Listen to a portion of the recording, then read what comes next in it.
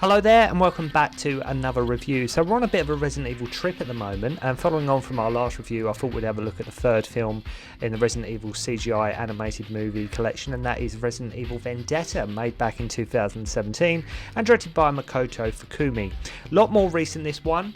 So again, with this one, Leon is put front and centre here, but along for the ride we also get Chris Redfield, and a nice touch having Rebecca Chambers added to the mix as well.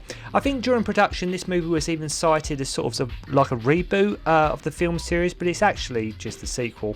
I think there was different views like who should be the lead in this one. I think Capcom themselves wanted it to be Leon, and I think the filmmakers wanted it to be Chris, so to save any arguing, let's compromise and just throw them both in, right? I mean, just chuck them both in there. As I say, what was great is they brought Rebecca in, as aside from the game Resident Evil Zero, she hasn't had all that much to do in the franchise since the first game, and definitely a character they should bring forward a lot. I'd love to see more of Rebecca Chambers in future installments of sort of Resident Evil games, because I say she's Resident Evil Zero in the first game, but it's nice to say, they sort of bring her, back here, bring her forward here. As much as I love Leon, he has sort of become like the face of Resident Evil. It's always nice when they add some of the older fan favourites. Now, the main gripe people have with these movies is like story, acting, dialogue, and some of the animation. So basically all of it. That's what people have a lot of problem with these movies. Now, like I've said in my previous reviews for some of these movies, say what you will about them, but they evoke more to me personally of what Resident Evil is and feel, and they feel more like a Resident Evil than say the Paul Anderson or the Mila Jovovich movies ever did. And the fact these movies are considered canon just allows me to cut them a bit of slack. The fact they are sort of considered canon, and they do, by whether they're good or bad, but they do at least feel like a Resident Evil movie. In a way, you could argue these films are not for the masses or your general audiences, but are more aimed at people that already are fans of the franchise anyway, and that's sort of no bad thing. Now, I'll go as far as to say this one is probably the most simplistic of all the movies so far. It won't be taxing your brain too hard, whereas people seem to love Damnation. The general consensus of this one is that it's much like the Mila Jovovich movies, it's all action and no substance. And yes, I can sort of see where they're coming from on that, and some of the action is very OTT, the point where it becomes so far out there and sort of Matrix-esque that it loses that sense of reality and drawing you into the point where a movie based on a video game ends up just playing out well like a video game. Don't get me wrong, I still had a blast with this movie. It's probably the most arcadic of all the movies so far. It does follow a lot of cliches, and some of what happens in the plot you can see sort of coming a mile off. But it's almost like a comfort. Like, in other words, you know exactly what you're going to get. It's silly plot, corny one-liners, but the movie does try its best to keep you entertained. And I think as well that what makes some people cringe with this movie is that Leon and Chris seem sort of indestructible. Like they can both do these amazing things. There's slow motion jumps, riding motorcycles, Matrix style fight choreography, and they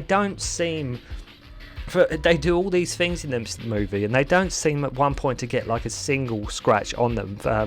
So for no other reason than this, Chris Redfield and Leon Kennedy, it just seems they're just indestructible.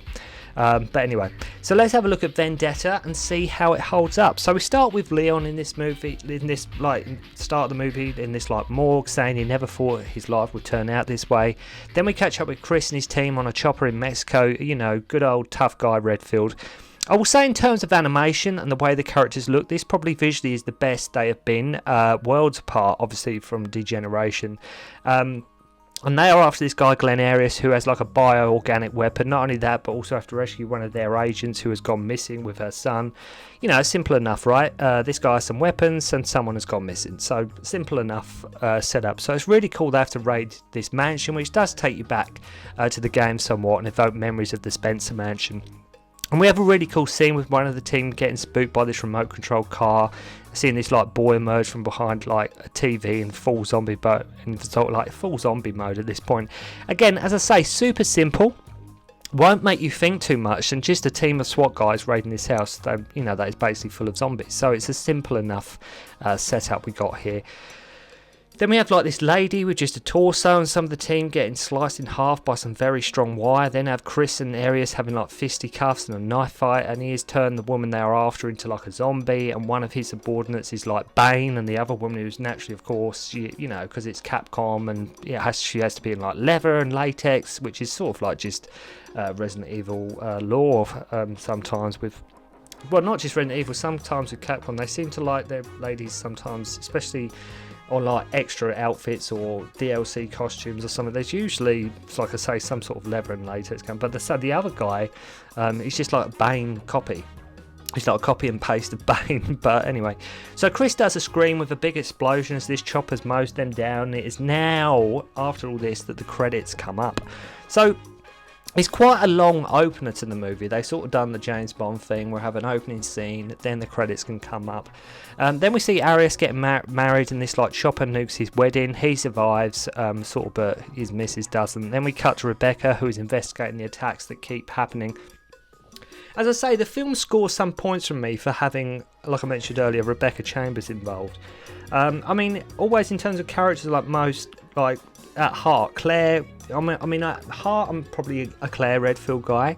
She's probably my favourite character from Resident Evil, but you know, Rebecca does come close. For some reason, her colleague keeps like asking her loads of questions on what she's looking at, and like he has never worked there before and just walks in the door. Latex Lady, Maria Gomez, kills him and vents this gas, which Rebecca succumbs to and shoots herself with this like vaccine. Then, you know, she just smashes her like now zombie colleague to death with a fire extinguisher and stabs another one in the head with a pair of scissors. Now, even at this point in the movie, there really hasn't been a lot of plot for that matter. Like, well, I say plot or even dialogue, but we will bear with it and sort of see how it goes. As I say, do not expect this movie to tax your brain too hard. This movie is not going to ask a lot of you in terms of, really having to concentrate and pay attention to the plot. So Chris randomly shows up in time. Thankfully, they didn't make him like super buff in this one, as he's sometimes sort of depicted in the games. Not sure of his voice actor here. Just to me, he just doesn't sound husky enough, like as you come to expect from Chris Redfield. So Rebecca is like, we have to mass produce the vaccine. It's like, now that's an idea, right? That's definitely something that now you're using your brain, so they can mass produce this vaccine. The problem with Arius is that he's just like the villain in this. Is just, the thing is, he's such a like typical mundane villain. Like basically, he just has BOWs and that's it. That's his whole thing. He's not really much of a villain.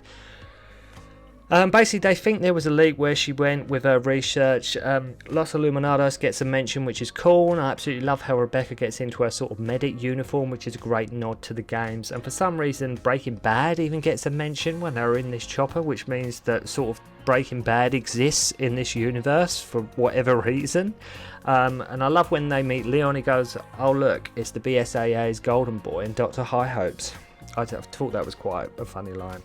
Have to love how he's drinking in the middle of the day. It says he's on vacation and just sitting in his compulsory like sort of leather jacket, knocking back the booze. That's all Leon's getting up to at this point. It's quite cool in the way they make a point that Leon is sick and tired of fighting zombies. Even going so far as to say that he thinks like stuck in a loop and things like that. Like, this is all I keep doing. I keep fighting zombies, and I think sometimes that's sort of a little nod to sort of some of the fans who maybe were getting a bit fatigued with the franchise at this point, or like maybe some games they thought maybe weren't as sort of inventive as previous games. But he does make sort of a comment that he feels like he's stuck in a loop, that, you know, how long am I going to keep doing this? Rebecca informs him that we all had the virus, and Arius knows how to trigger it, and gives both Chris and Leon a massive guilt trip about helping. So this guy Lucio runs in and wants Leon to save his family and informs him about this arms dealer. So Bane guy turns up with a heavyweight chain gun, and Latex Girl has taken Rebecca. They leave, and Chris says to Leon, I need you, man. Right, it's very cheese in some places. It's extremely cheesy. Like a real solid block of cheddar with some of the lines of dialogue. Rebecca wakes up in this dress in like a simulated wedding scene by Arius. The virus is in like water, the air, you get the idea, and it's sort of known as this like trigger virus. And like I say, I mean, I know we need an antagonist, but give me Albert Wesker or like Sadler from Resident Evil 4 over this guy any day. He isn't much of a villain at all, like I mentioned. He said Rebecca looks like his dead wife. All this is going on sort of while Chris and Leon are, you know, just staring at a laptop. That's all they're doing at this point. So it turns out Bane and Latex Girl are people we brought back from sort of the wedding. So start using these like tankers to unleash the virus, and as Chris rightly says, we need to take out them tankers. You know, get Rebecca and take out Arius. So I mean, it's so generic. It's like, it's so simple what is happening in the plot and the story. But on the plus side, the film looks great. In like visually, the film really does look amazingly good. Like I say, compared to the first film in this series, like Degeneration, I mean, like many said, that plays just like a full-on, it's just like a massive long video game cutscene. Whereas here, this film feels a lot more like a movie. And as I say, it really does look great. So at this point in the movie, this is when it goes into the like complete absurd. This is when it becomes so OTT at this point that you just need to let go of any sense of reality and groundness this film. I mean, any groundness this film may have had before is now just completely gone out the window. Leon has a bike and Chris is in this Jeep, and we get great lines like, "Are you ready to rock?" And it's just, unfortunately, when I say that it's cheesy and it's a bit cliche, it is in places. So then some like Resident Evil dogs come out, this like transit, and like I say, the imagery is great, but because it's so OTT and the villain is so forgettable, it feels like there isn't really all that much at stake. So Leon is on his bike doing about 130 miles per hour with the dog still able to keep up with him, I might add, doing these like cool poses as he fires his gun, and yes, it is a bit tacky, like it's incredibly tacky. As I say, it's like, you know, sometimes in movies when, you know, regardless of whether it's this, you know, animated or live action, but you know, sometimes when the action's sort of too perfect and it's too clean and it's too, you know, like in here, like I mentioned, Chris and Leon don't seem to hardly get a mark on them, but they're doing all like these poses and don't get me wrong, it looks great, but it's almost like too neat and tidy, almost like I say, bordering on a bit tacky and a bit cringe, and that you don't really sort of fear for them in any way. You know, like if you sort of look at like a Jackie Chan movie, he always gets beat and punched and kicked and knocked about, he's not untouchable. Whereas here it's like Chris and Leon have taken some sort of elixir where they just cannot ever be touched or harmed, which, as I say, does take you out of the movie a little bit. Rebecca gets injected and Chris does his whole like John McClane shtick and starts shooting up the place when he goes to get Arius, which is probably the best action scene in the movie. And then, you know, Leon just comes tearing up on in his motorcycle. I mean, it's cool, but it's so weird as he starts doing like these gun combos with his handgun on the zombies and everything. And for some reason, the guards here have masks, like Dr. Doom, for whatever reason. And Chris and Leon, another thing, they never run out of bullets. Like they never ever seem to run out of bullets. So Chris sets Bane on fire and saves Rebecca, who says, "You are so predictable," like Chris. You know, she calls him being so predictable. So I was like, yes, well, so some of the dialogue. But I will say the choreography on the end fight with Chris and Arius is nothing short of outstanding. Like, if you watch the end fight, and it is like sort of an end fight in this movie, if it were a live action fight, it would probably be the best fight scene of the year. It really would. It's the choreography. I mean, there's certain things obviously that work better in animation and things like that, but the end fight in this movie, especially with the choreography, it looks really good. It looks incredibly good, and like I say, if that was a live action fight, it probably would be action scene of the year. We get breakers, we get grapples, and Chris sort of sends him flying down a shaft, and Rebecca is sort of still infected. So Bane Guy comes back and unleashes the final stage, which just means basically grows some tentacles, and this whole scene feels very much like a end boss fight from the game. And guess this Leon now comes out the elevator, right? He comes out the elevator, and yes, he's still on his bike. The thing is with Leon's action scenes, that, like I say, they are just too perfect.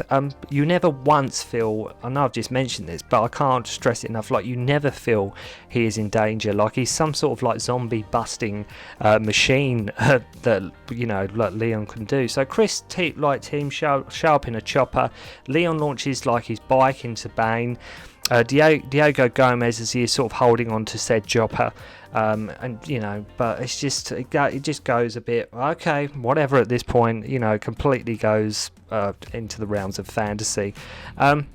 Yes, we have slow-mo bullet shots. Chris shoots him with like a grenade launcher, and Rebecca is saved. So, you know, Chris's comrades, Latex Woman, guess we'll catch up with them another time.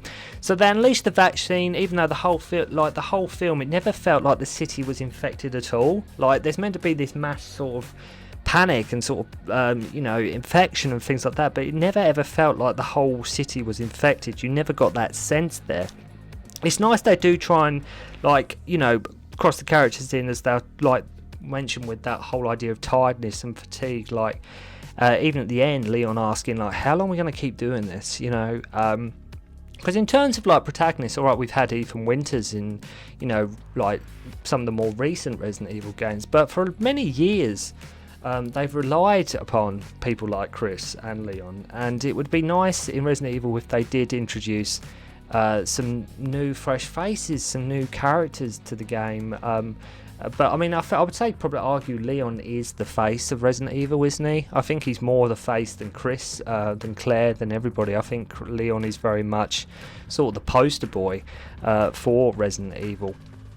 So anyway, Chris says he never plans that far ahead, and in the end we learn that Maria Gomez is like still alive, so they do acknowledge sort of something at the end.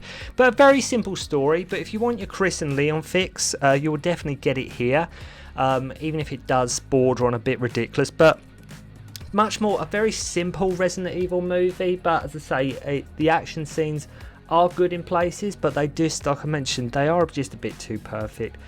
Chris and Leon seem all but indestructible, but if you're a Resident Evil fan, I think you'd probably have a lot of fun with this one. As I mentioned, it's great to see Rebecca in this one as well. But like I said in my other reviews for the other two CGI movies, let me know if you've seen these movies. Let me know what is your favourite one. What did you think? You know, what did you think of this one, Vendetta? And what did you think of the other two? Do you prefer them to the Mila Jovovich movies, or you know, do you prefer them movies? Let me know in the comments below. So thank you very much indeed for watching. Hope you enjoyed the review, and I'll see you again soon. Don't concentrate on the finger or you will miss all that heavenly glory.